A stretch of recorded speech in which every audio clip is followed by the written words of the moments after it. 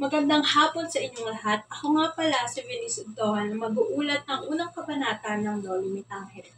Bago tayo magsimula, nais ko lamang ipakita sa inyo ang nilalaman ng aking presentasyon.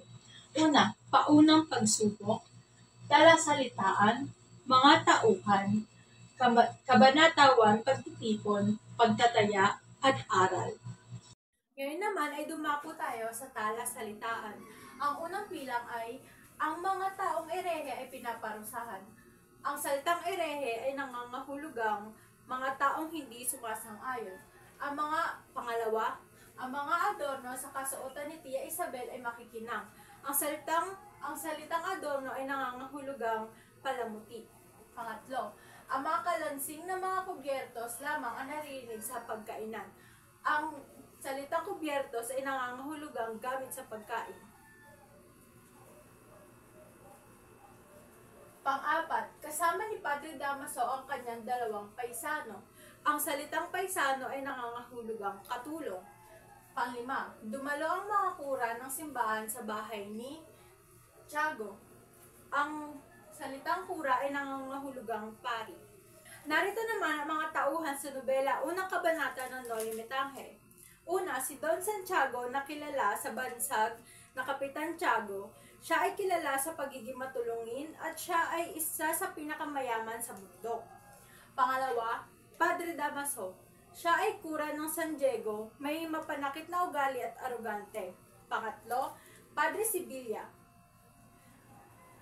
Siya ay nasisiyahan sa okasyon at tagasaway ni Padre Damaso kapag hindi nito mapigilan ang kagaspangan ng ugali. Pang-apat, Teniente Guevara. Isang nakatatandang Guardia Sibil. Siya ay isang nakakatandang Guardia Sibil. Pang-lima, Tia Isabel. Siya ang pinsan na babae ni Kapitan Tiago na namamahala sa Piging. Panghuli, si Dr. Espadanya at Doña Victorina. Si Dr. Espadanya, kastilang asawa ni Doña Victorina. Kabanata 1 ang pagtitipon. Sa gabing iyon ay nakatakdang ganapin ang marangyang handaan sa bahay ni Don Santiago de los Santos o mas kilala bilang Kapitan Tiago upang magsilbing salubong sa isang binatang kagagaling lamang sa Europa. Ang tinutukoy po na binata dito ay si Ibarra po. Hindi naman iba sa kapitan ang binata dahil ito ay anak ng kanyang matalik na kaibigan. Ang bahay ni Kapitan Tiago na matatagpuan sa Calle Anluague ay napuno ng mga bisita. Isang malaking karangalan ang maging panauhin ng kapitan. Si Kapitan Tiago ay kilala sa pagiging matulungin sa mga mahihirap at nabibilang sa mataas na lipunan. Ang pinsan ng kapitan na si Tia Isabel, ang mga taga-estima ng mga bisita at ang mga panauhing babae at lalaki ay sadyang magkakahiwalay. Nagpahuli naman dumating ang ibang mga panauhin kabilang na ang magkabiyak na sina Dr. de Espadanya at Doña Victorina. Hindi naman nagpahuli sa mga panauhin ng kapitan ang kinatawan ng simbahan sa pangunguna ni na Padre Sibilia, ang kura ng paroko ng Binundo. Si Padre Damaso na sadyang magaslaw kung kumilos at magsalita, dalawang paisano at si Teniente Guevara ang tiyente ng Guardia Civil.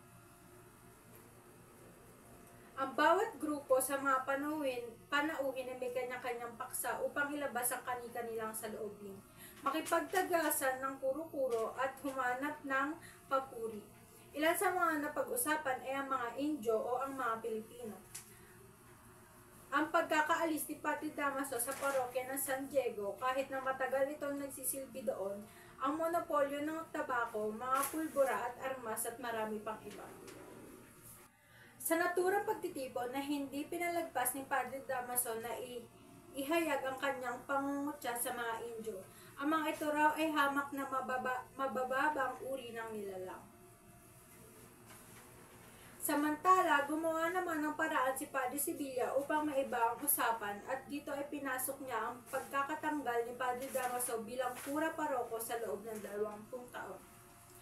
Ang paliwanag ni Padre Damaso ay hindi raw narapat pakialam ang hari ng Espanya sa pagpaparusa sa mga erehe. Tinutulan naman ng kliyente ang sinabi ng pari at inilahad na ang parusa ay nararapat lamang sa pananaw ng Kapitang General.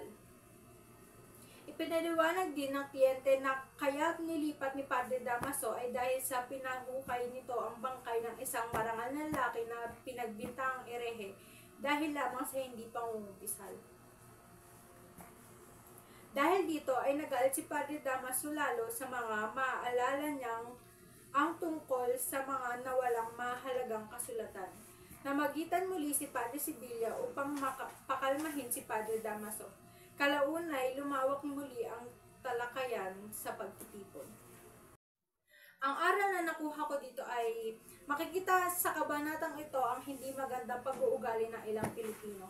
Katulad ni Padre Damaso na mapangut siya sa mga Pilipino, ngunit siya pala mismo ay mayroong mga pangungurakot na ginagawa. Madalas sa mga taong mapang-api sa iba ay mas marumi pa sa mga inaakusahan nila.